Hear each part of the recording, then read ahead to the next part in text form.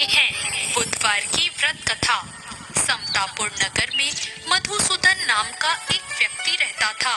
वो बहुत ही धनवान था। मधुसूदन का विवाह बलरामपुर नगर की सुंदर लड़की संगीता से हुआ था।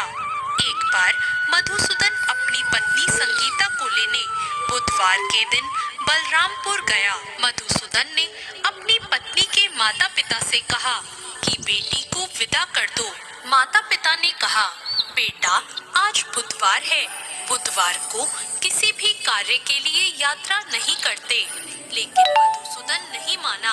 उसने ऐसी शुभ अशुभ बातों को ना मानने की बात कही और फिर उसने अपनी पत्नी को लेकर बैलगाड़ी से यात्रा प्रारंभ कर दी।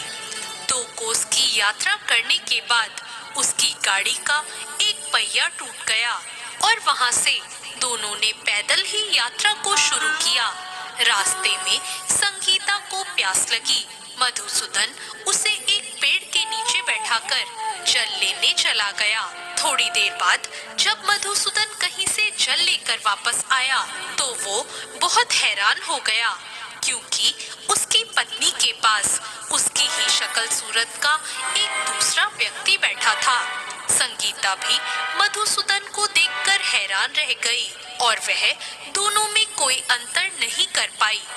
मधुसूदन ने उस व्यक्ति से कहा, तुम कौन हो और मेरी पत्नी के पास क्यों बैठे हो? मधुसूदन की बात सुनकर उस व्यक्ति ने कहा, अरे भाई, ये मेरी पत्नी संगीता है। मैं अपनी पत्नी को ससुराल से विदा करके लाया हूँ। लेकिन तुम कौन हो जो मुझसे ऐसा प्रश्न कर रहे हो? मधुसूदन ने कहा, तुम जरूर कोई चोर या ठग हो।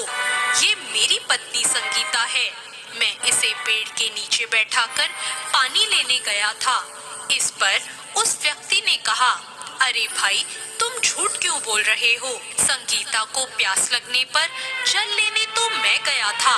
मैंने तो जल लाकर अपनी पत्नी को पिला भी दिया। अब तुम चुपचाप यहाँ से चलते बनो, नहीं तो किसी सिपाही को बुलाकर तुम्हें पकड़वा दूंगा। दोनों एक दूसरे से लड़ने लगे। उन्हें लड़ता देखकर बहुत से लोग वहाँ इकट्ठे हो गए। नगर के कुछ सिपाही भी वहाँ आ गए। सिपाही उन दोनों को पकड़कर राजा के पास ले गए और उनकी सारी कहानी सुनकर राजा भी कोई निर्णय नहीं कर पाया। संगीता भी उन दोनों में से अपने वास्तविक पति को नहीं पहचान रही थी। राजा ने दोनों को कारागार में डाल देने के लिए कहा।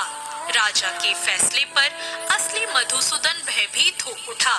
तभी आकाशवाणी हुई, मधुसूदन, तूने संगीता के माता पिता की बात नहीं मानी और बुधवार के दिन अपनी पत्नी को अपने ससुराल से लेकर घर की ओर प्रस्थान किया। यह सब भगवान बुद्ध देव का प्रकोप है। मधुसूदन ने भगवान बुद्ध देव से प्रार्थना की कि हे भगवान, मुझे क्षमा कर दीजिए। मुझसे बहुत बड़ी गलती हुई है। भविष्य में मैं कभी ऐसा नहीं करूंगा। मधुसूदन के प्रार्थना करने से भगवान बुद्ध देव ने उसे क्षमा कर दिया और तभी दूसरा व्यक्ति राजा के सामने से गायब हो गया। राजा और दूसरे लोग इस चमत्कार को देखकर हैरान रह गए। भगवान बुद्ध देव की इस अनुकंपा से राजा ने मधुसूदन और उसकी पत्नी को सम्मान पूर्वक विदा किया। दोनों समतापुर की ओर चल दिए। मधुसूदन और उसकी पत्नी दोनों बुधवार को व्रत करते हुए आनंद पूर्वक अपना जीवन बिताने लगे और इसी तरह भगवान बुद्ध देव की कृपा से उनके यहाँ खुशियाँ बरसने लगी। और इसी तरह जो भी विधिवत बुधवार का व्रत करके कथा सुनते हैं, भगवान बुद्ध देव उनके सभी कष्टों को दूर करते हैं।